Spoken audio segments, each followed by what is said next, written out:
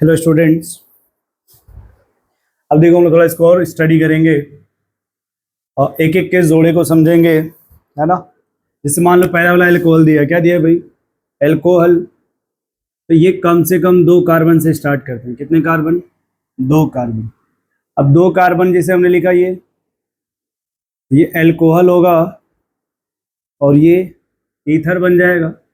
यदि हमने 3 कार्बन ले लिए, कितने? 3 कार्बन ऐसे, तो देखो इसमें एल्कोहल कितने बन जाएंगे? एक OH यहाँ लगा सकते हो और एक OH यहाँ, और इसमें एक तुम्हारा ईथर बन जाएगा ऐसे। तो अगर 3 कार्बन दिया उसने, तो 2 तुम्हारे अल्कोहल बनेंगे, 2 अल्कोहल और एक ईथर बन जाएगा। सेम अगला सवाल पूछेगा कि यदि 4 कार्बन है, कितने? और सब अल्केन है, सब क्या है? अल्केन। पहले 4 कार्बन देखो कैसे बनाओगे, इस तरीके से। ये 4 कार्बन 2 चेन बनेंगी। अब OH इसमें देखो, एक यहाँ लगा सकते हो, एक यहाँ पे, तो 2 तुम्हारे अल्कोहल बन जाएंगे। और जब ईथर बनाओगे तो ईथर सिर्फ एक यहाँ लगेगा, एक तुम्हारा ईथर बन जाएगा। तो अगर टोटल बोलेगा तो 3 आइसोमर हो जाएंगे। ठीक है, सेम वैसे ही। रुक जाओ, इसमें सिर्फ अल्कोहल लिखना हो। क्या लिखना हो? तो फिर एक अल्कोहल यहाँ और एक अल्कोहल यहाँ, तो 2 अल्कोहल। अच्छा, बहुत से बच्चे नहीं समझ पा रहे, रुको मैं उनको फिर से बता रहा हूँ। जैसे 4 कार्बन को आप ऐसे लिख सकते हो, ठीक है। एक OH यहाँ लगा सकते हो ऐसे। नहीं नहीं, रुको,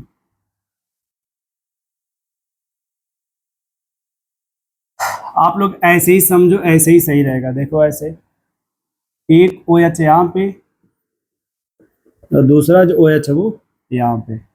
फिर अगर 3 कार्बन की चेन बनाओगे ऐसे, देखो इसमें कितनी पॉसिबिलिटी है। एक OH यहाँ लगा सकते हैं और एक OH यहाँ। यदि 4 कार्बन है तो याद रखना उसमें 4 अल्कोहल बनेंगे। और जब ईथर बनाने जाओगे 4 कार्बन में, देखो एक ईथर ये बनेगा, दूसरा जो ईथर बनाओगे वो ये बन जाएगा, और तीसरा जो ईथर बनाओगे वो ये ईथर बन जाएगा। तो एल्कोहल 4 बनेंगे और ईथर 3। तो ये याद रखना। कभी कभी 5 कार्बन में भी पूछता है। अभी हम 5 नहीं डिस्कस कर रहे हैं, सभी जितने भी फंक्शनल ग्रुप है सब में 4 कार्बन लेकर के डिस्कस करते हैं। जब 4 का डिस्कस कर लेंगे तो फिर हम 5 का स्टार्ट करेंगे।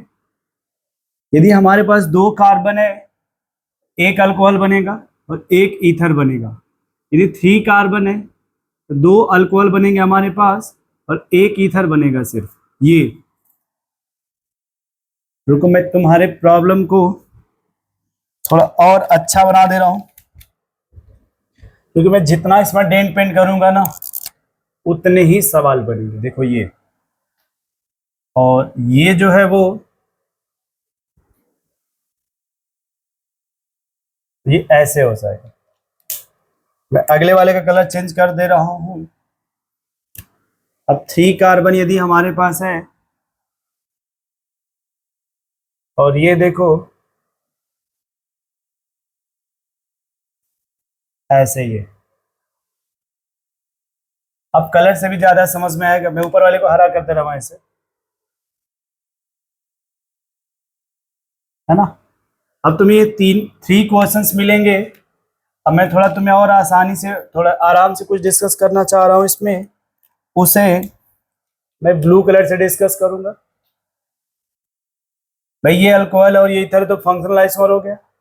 अब ये कहा जाए कि मान लो दूसरे में ये फर्स्ट है और ये सेकंड, या ये ए और ये बी। मान लो कि ए और बी में कौन सा आइसोमर, अगर यहाँ पूछा जाए relation between A and B, A और बी में तुम्हारा पोजीशन आइसोमर होगा।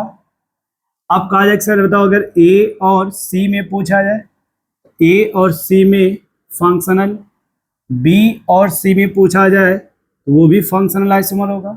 क्यों? क्योंकि देखो ए ये हो जाएगा 1 प्रोपेनॉल, ये 2 प्रोपेनॉल। यदि ये 1 प्रोपेनॉल है, ये 2 प्रोपेनॉल है, तो आपस में पोजीशन आइसोमर होगा। और यदि ये ए है और ये सी, जो ए है वो अल्कोहल है और सी आपका ईथर है। मैं सी या नंबरिंग कर दे रहा हूं, दिस इज द सी। अब देखो ए आपका अल्कोहल है और सी ईथर है। यदि ये अल्कोहल और अगर ईथर है तो आप इसको फंक्शनल आइसोमर बोलेंगे। बी में भी अल्कोहल है, सी में ईथर है, तो बी और सी आपका फंक्शनल आइसोमर होगा। फिर अगला देखो, अब रुको उसको मिटा दें थोड़ा। अच्छा, अगर ये मान लो पहले वाले में बोल दिया जाए ए और बी, ये हो जाएगा फंक्शनल आइसोमर। ठीक है, चलो अब ऐसे इसमें डिस्कस किया ऐसा देखो, ए बी सी और डी। यदि ये पूछे कि ए और बी में कौन सा है इसमें, फिर ए और सी, फिर ए और डी, फिर बी और सी, बी और डी, फिर सी और डी। अगर हम इन सबको डिस्कस करने की कोशिश करें, देखो ए का नाम हो जाएगा 1 ब्यूटेनॉल, ये 2 ब्यूटेनॉल। तो ए और बी तुम्हारा पोजीशन आइसोमर होगा। ए में देखो 4 कार्बन की चेन है, सी में 3 कार्बन की चेन है। जहां पे चेन का डिफरेंस होगा उसे चेन आइसोमर बोलेंगे। ए में 4 कार्बन का चेन है, डी में 3 कार्बन का चेन है, जहां पे चेन का डिफरेंस होगा उसे चेन आइसोमर बोलेंगे। बी ये है, सी ये है। बी में 4 कार्बन की चेन है, सी में 3 कार्बन की चेन है, इसलिए इसे चेन आइसोमर बोलेंगे।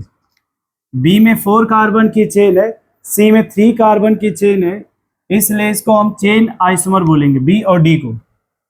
अब अच्छा सी और डी देखो, सी और डी में सेम पेरेंट चेन है, इसलिए इसको पोजीशन आइसोमर बोलेंगे।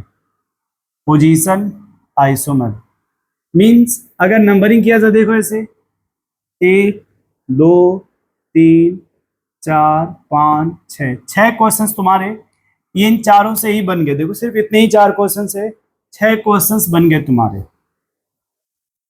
मान लो इसी में अगर हम थोड़ा समझने के लिए ईथर का नंबरिंग 5 कर दे रहे हैं, इस ईथर का 6 और इस ईथर के नंबरिंग 7 कर दे रहे हैं। ठीक है, अब जब भी हम इन चारों में से, चारों का मतलब है ए बी सी और डी, इन चारों से हम 5, 6, 7 अगर किसी का भी रिलेशन पूछेंगे, चाहे ए से बी सी डी से 5 का, या फिर ए बी सी डी से 6 का, या फिर ए बी सी डी से 7 का, सबका एक ही आंसर आएगा, फंक्शनल आइसोमर। सबका एक ही आंसर आएगा जिसे बोलेंगे फंक्शनल आइसोमर। यदि आप में कुछ बच्चे अगर ये जानते हो कि कायरल कार्बन क्या होता है तो वो जान जाना है, चलो अब इसको रहने देते हैं।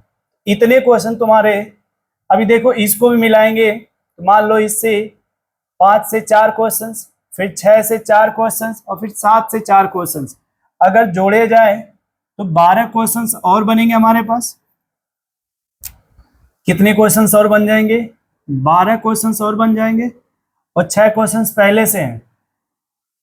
अब देखो अभी तुम पढ़े नहीं हो, एक आगे पढ़ोगे इस बार, ये 3 कार्बन और 1 कार्बन, ये 2 कार्बन, इधर भी कितने हैं? 2 कार्बन, ये भी आगे आएगा, अभी उसका नाम नहीं लेंगे। तो अभी हमने इतना डिस्कस किया एल्कोहल और ईथर के साथ। ये अभी जो हमने डिस्कस किया वो एल्कोहल और ईथर के साथ, नोट कर लो आप इसे।